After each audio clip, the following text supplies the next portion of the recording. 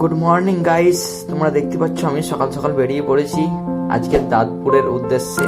কারণ দাঁতপুরে আমার কিছু কাজ আছে, এবারে যাব বেরুগ্রাম দিয়ে ঘুরে রেল ব্রিজ হয়ে। চলো বেশি ভাট না বকে আজকের রাইড শুরু করা যাক।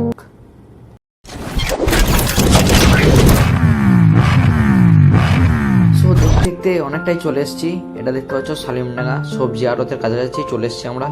যদি কেউ সবজি নিতে চাও তো এখানে আসতে পারো। এটা পূর্ব বর্ধমান সালিমডাঙ্গা। আর বেরুগ্রাম রেল স্টেশনের কাছ থেকে একটু আসতে হবে এদিকে। কাউকে জিজ্ঞাসা করলেই বলে দেবে। এখানে সবজির আড়ত শুরু হয় দুপুর 12টা-1টা থেকে। আর সবজি বাজার চলে 3টে-4টে পর্যন্ত বাজার চলে। যদি কেউ নিতে চাও তো এদিকে আসতে পারো। অনেক রকমের সবজি পাওয়া যায়, পার কেজি হিসাবেও দেওয়া হয়। যদি কারো সবজি লাগে বা কেউ যদি সবজি ব্যবসা করতে চাও তো এখানে যোগাযোগ করতে পারো। সালিমডাঙ্গা বাজার রেল স্টেশন থেকে, বেরুগ্রাম রেল স্টেশন থেকে একটু এদিকে আসতে হবে। তো সে সালিমডাঙ্গা আমরা পেরোলাম, এবার সামনে যাওয়া যাক। সো অবশেষে ফাইনালি আমরা দেখতে পাচ্ছ বেরুগ্রাম রেলের গেটের কাছে চলে এসেছি। এটা হচ্ছে বেরুগ্রাম রেল গেট, তোমরা দেখতেই পাচ্ছ। ওই সাইডে এটা জল ট্যাঙ্কটা জানি না কোনখানে কত দূরে জল দেয়, আমার ঠিক জানা নেই অতটাও। আর এটা হচ্ছে বেরুগ্রামের রেল গেট। আর ওদিক দিয়েও রাস্তা আছে যাওয়ার, তোমরা দেখতে পাচ্ছ।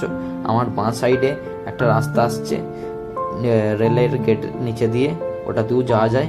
কিন্তু আমি ওটা দিয়ে কোনোদিনও যাইনি। আমি এটা দিয়ে যখনই যাই এটা দিয়ে যাতায়াত করি। যেতে যেতে আমরা